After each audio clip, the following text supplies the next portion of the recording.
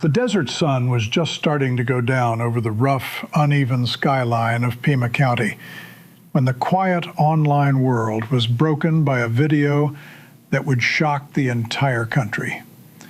This was not the clean, high-quality kind of broadcast that people were used to seeing from one of America's most well-known media personalities. Instead, the video was unpolished, blurry, and filled with a feeling of hopelessness that you could almost feel through the screen.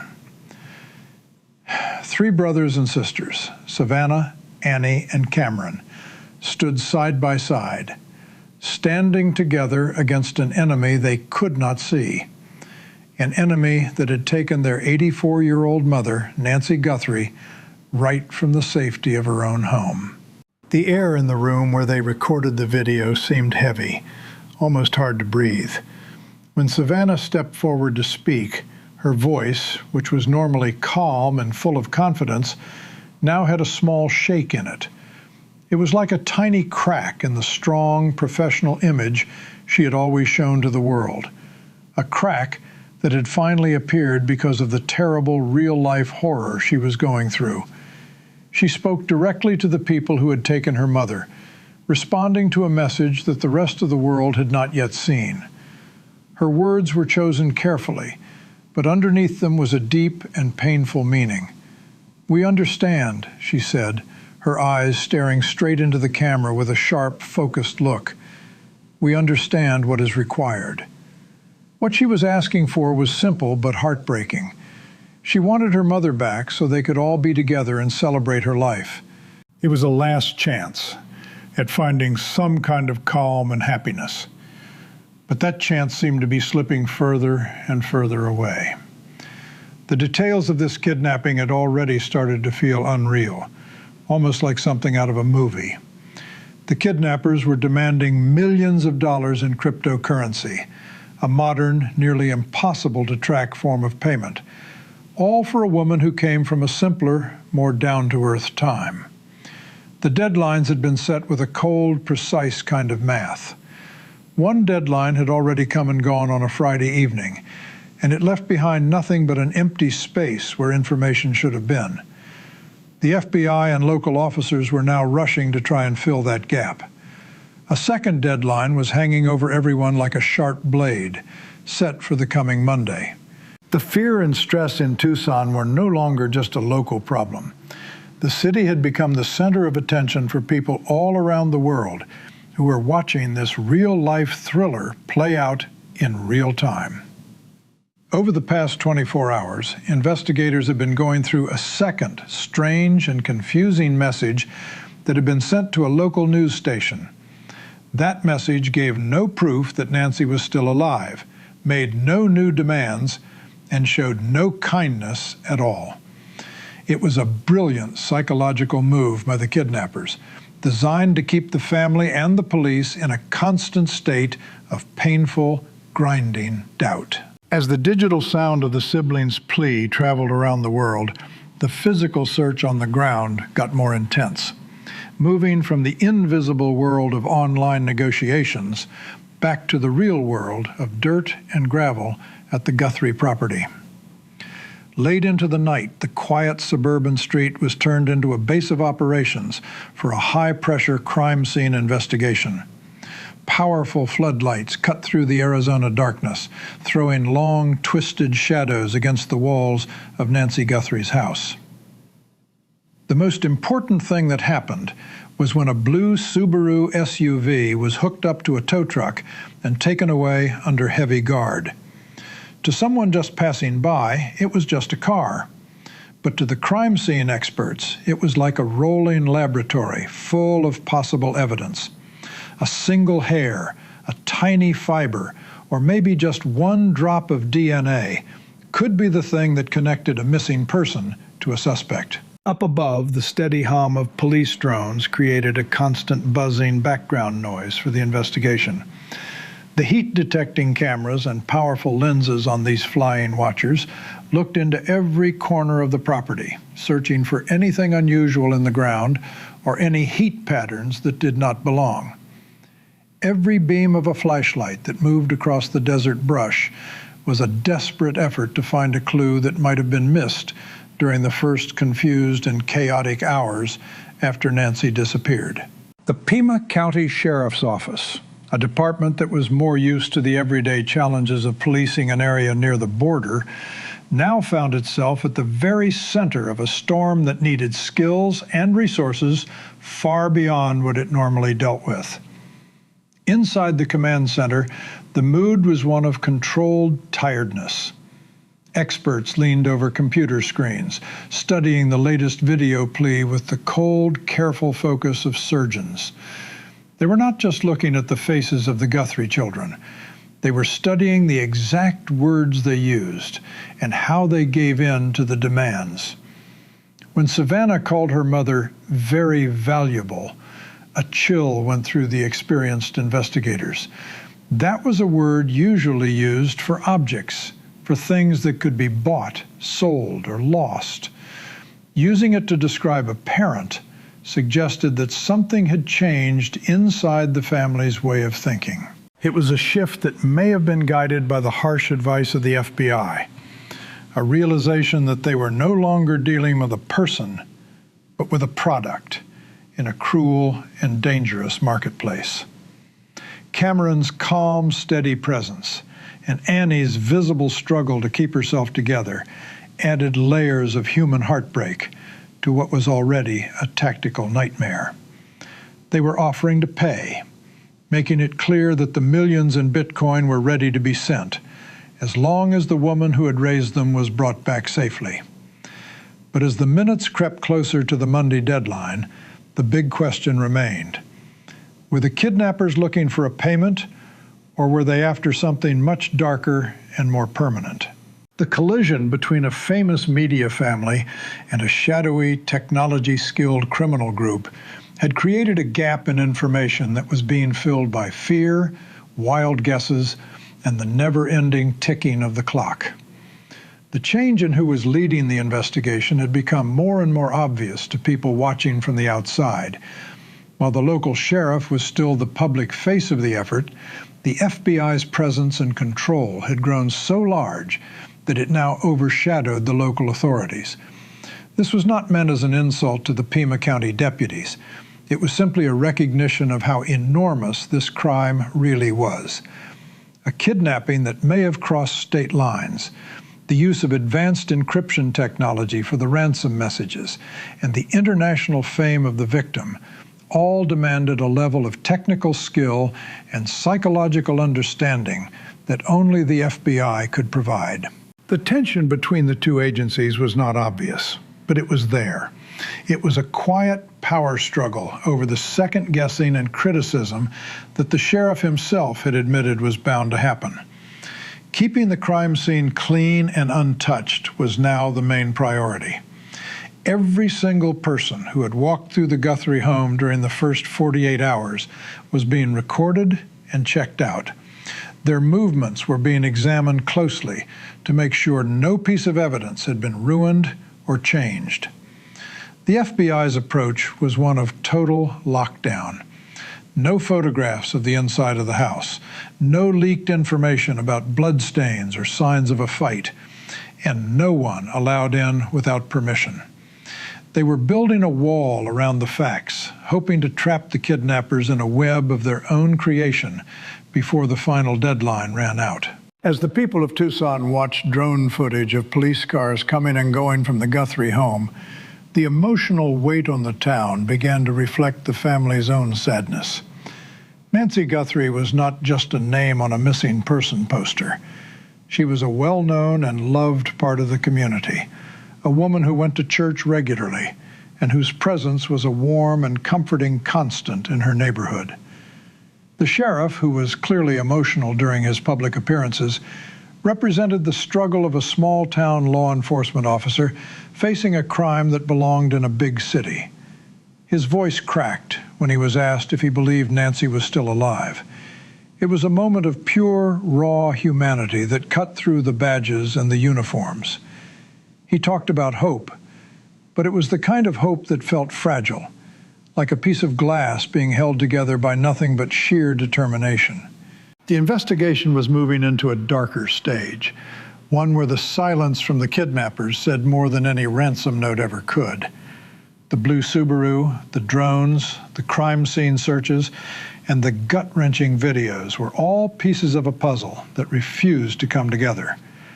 The family had shown their willingness to do what was asked, to hand over the money that was demanded. But in the silence of the Arizona desert, the only answer was the wind and the growing shadow of Monday morning's sunrise. The growing pressure inside the Guthrie household had effectively turned their private home into a tactical headquarters, where the normal lines between a family's living space and a federal investigation had completely disappeared. As the weekend faded into the early hours of Monday, the psychological pressure reached a breaking point. The FBI's team of behavioral experts had taken the lead in writing what the family would say in their latest public message. They moved away from the natural, messy grief of the first days and toward a very carefully planned form of communication. Every single word spoken by Savannah Guthrie in that widely shared Instagram post was the result of hours of discussion behind closed doors.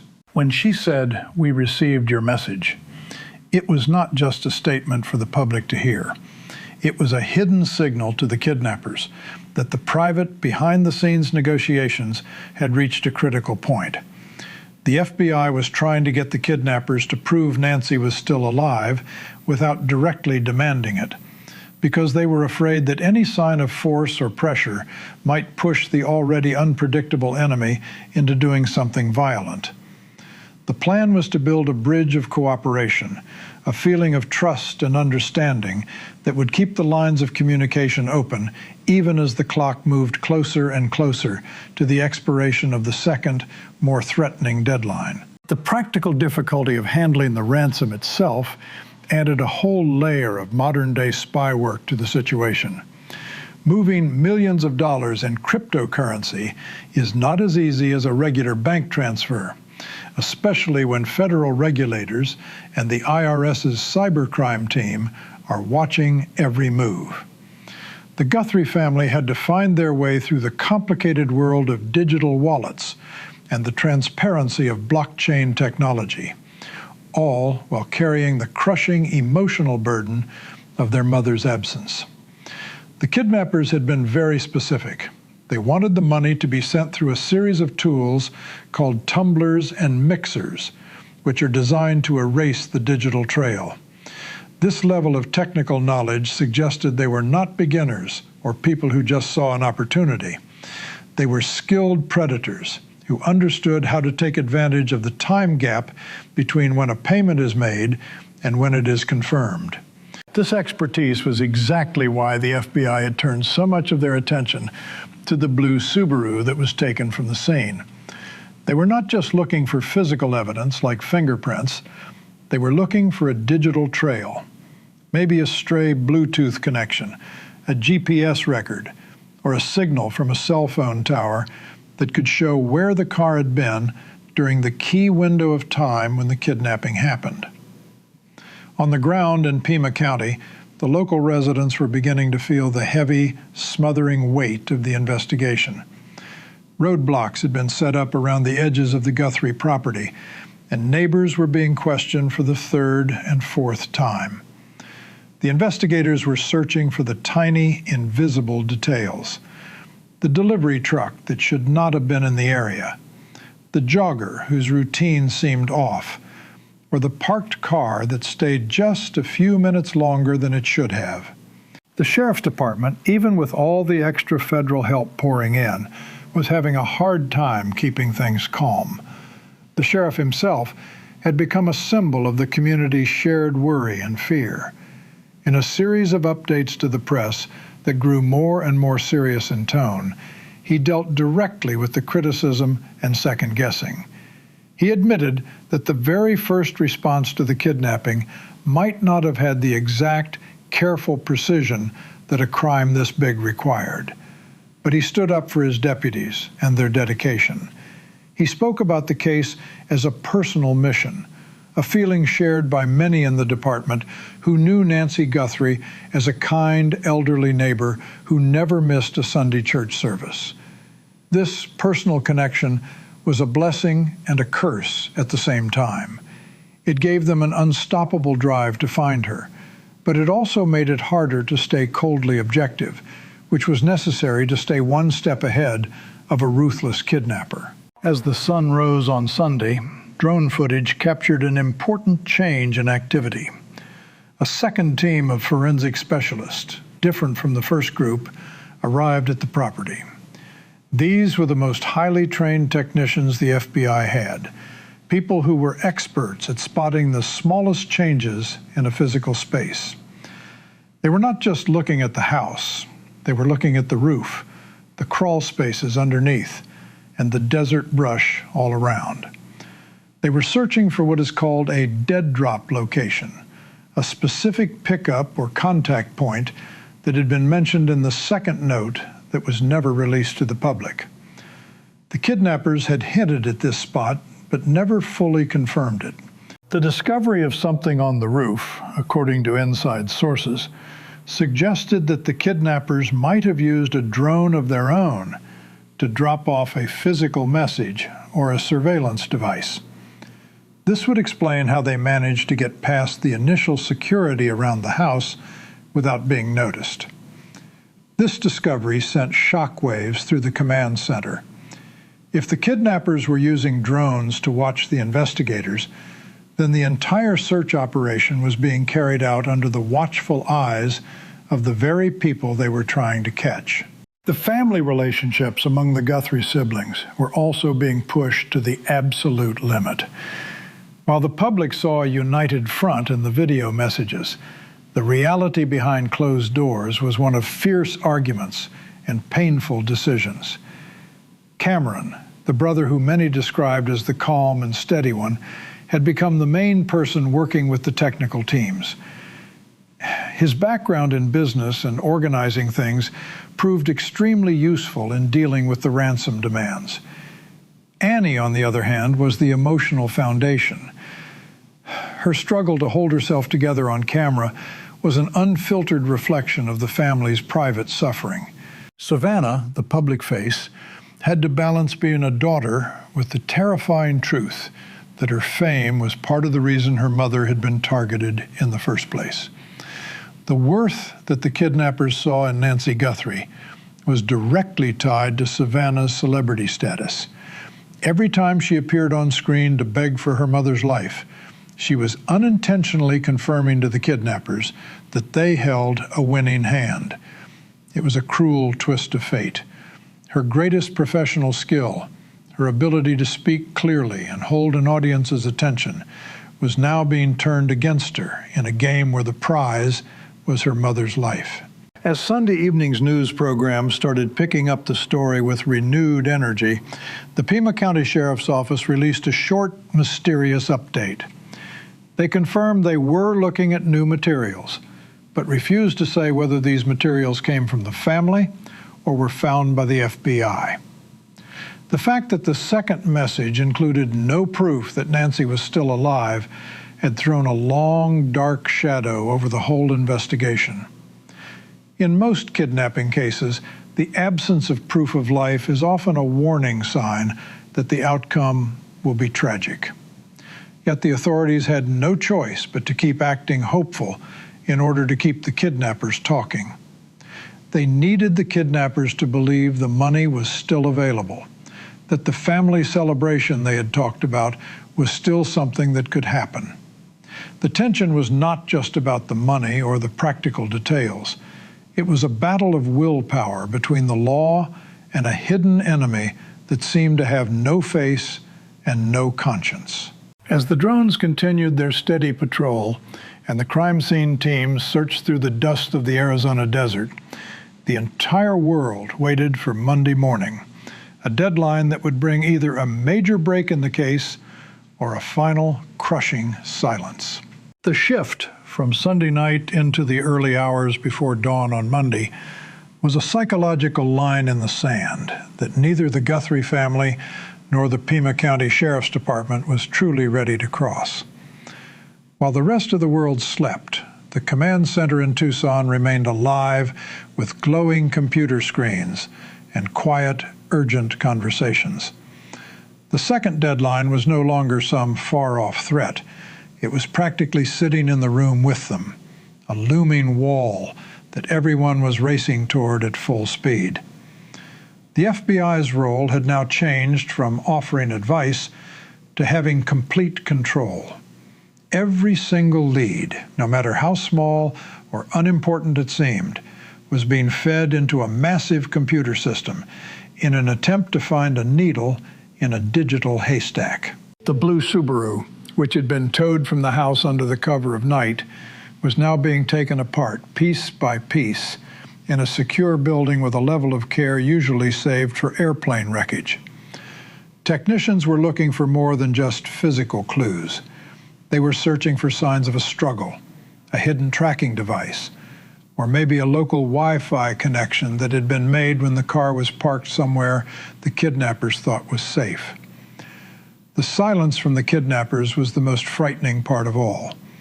It was an empty space, being filled by the worst possible outcomes imagined by the experienced profilers working the case. Inside the Guthrie home, the mood had shifted from active grief to a kind of frozen, expectant dread. The siblings had shut themselves away in a private part of the house, away from the noise of the federal agents and the constant glow of the floodlights around the edges of the property. The "we understand" message they had sent out to the world was now a haunting echo in the quiet hallways. It had been a gamble of the highest kind, a public surrender designed to pull the kidnappers back to the negotiating table. The FBI's language experts had spent a long time agonizing over the exact wording, especially the use of the word peace. In the context of the investigation, peace had two sharp edges. To the family, it meant the end of the nightmare and the return of their mother. To the investigators, it was a quiet acknowledgement that the ending might be grim, and that the family was simply looking for an answer, no matter how painful. This chess match played with words was happening on a world stage, with every move being watched and analyzed by millions of viewers who had become deeply invested in whether Nancy Guthrie would survive. The value the family placed on their mother was no longer just about love and emotion. It had become the center of a multi-million-dollar criminal operation that threatened to change the rules of modern kidnapping. The discovery made on the roof of the Guthrie house, which had only been whispered about in the early stages of the investigation, started to become clearer as Monday morning got closer. Sources close to the investigation said that what was found was a sophisticated relay device, a small piece of electronic hardware that had allowed the kidnappers to hack into the home's internal security system and turn off the cameras from the outside. This explained why there was no video footage of the actual kidnapping. It was not because the security equipment had failed on its own, but because a carefully planned cyber attack had been carried out before the physical break-in even happened. The realization that the kidnappers had this high a level of technical ability sent a wave of alarm through the entire law enforcement community. They were not dealing with common criminals or desperate beginners. They were facing a team of skilled operatives who could fight on both a physical and digital battleground. This discovery forced the FBI to bring in more people from their cybercrime division, experts who specialized in tracking the invisible signals that filled the Arizona desert air. The search was no longer just about having officers walking the ground.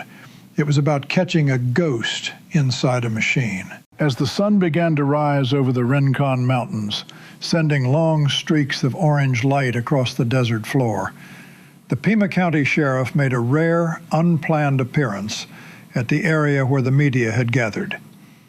His face showed the heavy toll of 72 hours without sleep. His uniform was slightly wrinkled, and his eyes were red and bloodshot. He did not give a formal statement, but just his being there said everything.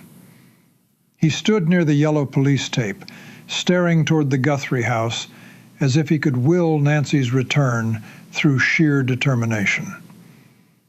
The second guessing he had talked about earlier had become a major topic of conversation among locals. Critics pointed to the very first hours of the search, wondering if a more aggressive shutdown of the county's exits could have stopped the kidnappers from getting away. But those who defended the sheriff pointed out that in a large area like Pima County, which is a mix of suburbs and open desert, there are 1,000 ways to vanish into the brush.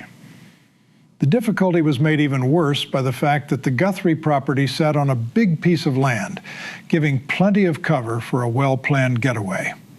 The sheriff's openness, his visible emotion, and his admission that the case was overwhelming had made him a figure people either strongly supported or strongly criticized. A man stuck between his duty to the law and his compassion for a family he had known for years. The practical nightmare of the cryptocurrency ransom kept getting more complicated as the Monday deadline got closer. The FBI had set up a specialized financial operations room where agents watched the blockchain in real time, looking for any movement in the digital wallets connected to the original demand. The kidnappers had asked for a series of smaller test payments to be sent to different addresses. This was a tactic used to check whether the family was actually willing to pay and to look for any signs that law enforcement was getting involved.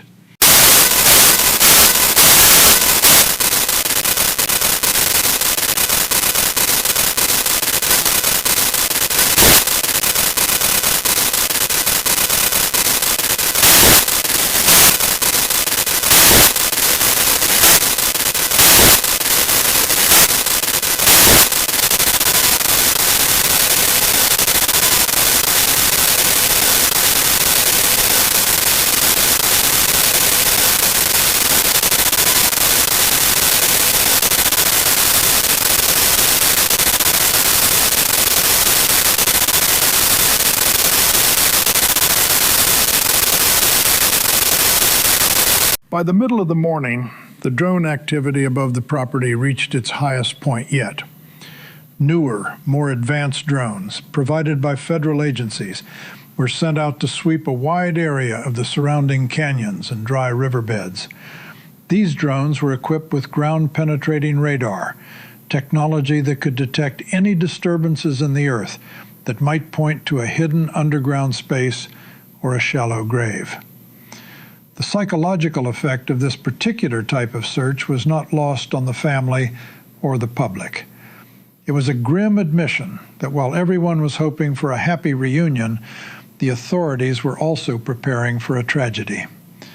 The blue Subaru remained the central focus of the forensic investigation, and rumors were going around that something specific had been found inside, a message or an object left behind by the kidnappers as a final mocking gesture. As the clock ticked past the deadline, the silence from the Guthrie home was overwhelming. The media, the police, and the entire nation held their breath together, waiting for a sign that would tell them whether the Monday deadline had brought a breakthrough or a final, devastating end to the search for Nancy Guthrie. As the last hours of the Monday deadline disappeared into the burning heat of the Arizona afternoon, the silence from the kidnappers became a weapon all by itself. The Pima County Sheriff's Department and the FBI Command Center had entered a stage of the investigation that experienced agents called the gray zone, that painful period where the trail starts to go cold and all the power shifts into the hands of the unknown enemy. Outside the Guthrie property, the media frenzy had reached its peak, with news helicopters circling like vultures over the beautiful desert landscape. Every time a black SUV pulled into the driveway, or a technician walked toward the edge of the property carrying a forensic kit, a wave of wild guessing and speculation swept through social media and the internet. But behind the secure line of yellow police tape, the reality was one of quiet, controlled hopelessness. The things found on the roof and the advanced tampering with the security systems had led the FBI to a chilling conclusion. This was a custom-made kidnapping, a crime that had been carefully designed and built specifically for this family, using their fame, their faith, and their money as the main ingredients for a perfect crime. The blue Subaru, which had now been completely stripped down to its metal frame in a clean federal garage, had finally produced a breakthrough, though not the kind the family had been praying for. Deep within the vehicle's onboard computer system, forensic analysts found a ghost signal, a secondary GPS device that had been secretly installed weeks before the kidnapping took place. This meant that Nancy Guthrie had been followed and watched for a long time before the kidnappers finally acted. They knew her daily habits, her church schedule, and the exact moments when she was most unprotected. This level of planning ahead of time showed that the kidnappers were not just after a quick Bitcoin payment. They were playing a much longer game, one that involved the step-by-step destruction of a family's feeling of safety. When Savannah Guthrie spoke of peace in her video message, she was unknowingly responding to a psychological profile the kidnappers had already created for her.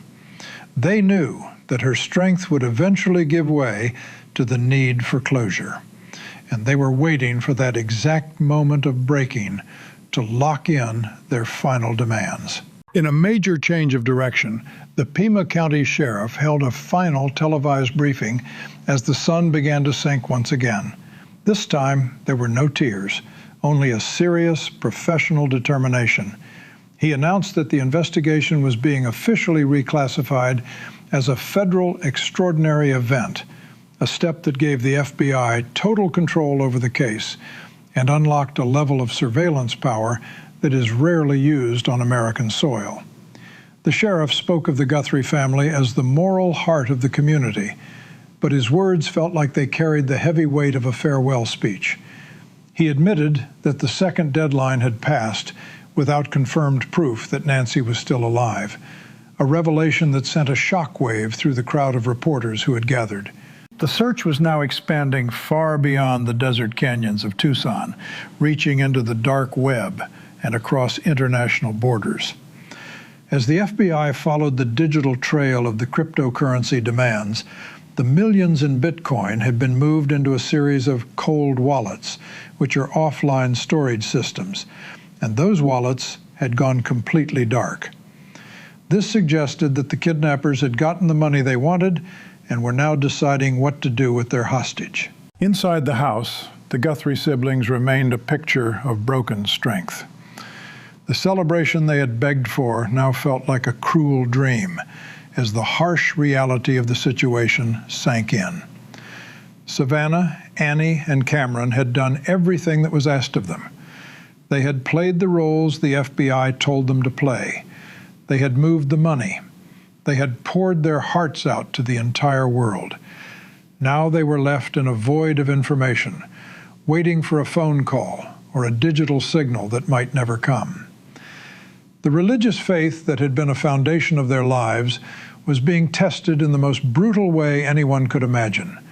They were forced to try and make sense of their belief in a fair and just world, alongside the cold, hard fact that their mother had vanished into the shadows of a digital underworld. The blue Subaru, the drones, the crime scene searches, all of it had led to this moment of deep uncertainty.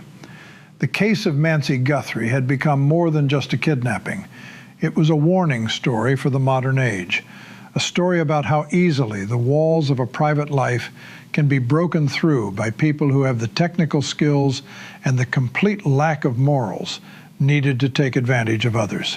As night fell over Pima County for the last time in this stage of the search, the drones continued their silent watch, their red and blue lights blinking against the dark, velvety desert sky.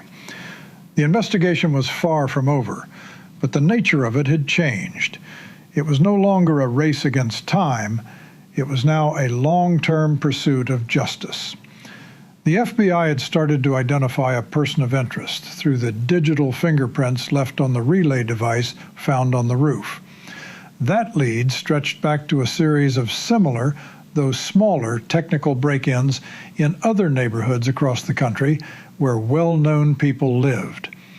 The kidnappers had made a mistake, one single tiny error in their encryption, and the federal agents were now pulling on that thread with every resource they had. The Guthrie family sat in their dark living room, the very same room where they had filmed their plea, and waited for the morning light. They knew that no matter what happened, their lives would never be the same. The true worth of Nancy Guthrie was not in the millions of dollars the kidnappers had demanded, but in the quiet, everyday presence that had been so violently ripped away from them. The final report from the Pima County Sheriff's Office, released in the early hours of the following morning, confirmed that the vehicle and all the technical evidence had been handed over to the Department of Justice for further study. The search for Nancy Guthrie had entered a new, secret stage, away from the eyes of the public and the bright lights of the cameras. The story that had gripped the nation remained an open wound, a mystery carved into the desert brush and the mountain passes of Arizona. Savannah's voice, pleading for the return of her mother, continued to replay in the minds of everyone who had followed the case from the very beginning. It was a reminder of how fragile peace really is, and of the terrible cost of living in a world where everything, even a mother's life, can be given a price in the cold, unfeeling record book of a digital ransom. The search went on. The drones kept buzzing, and the desert held on to its secrets, waiting for the day when the truth would finally come out from behind the shadows of the Monday deadline.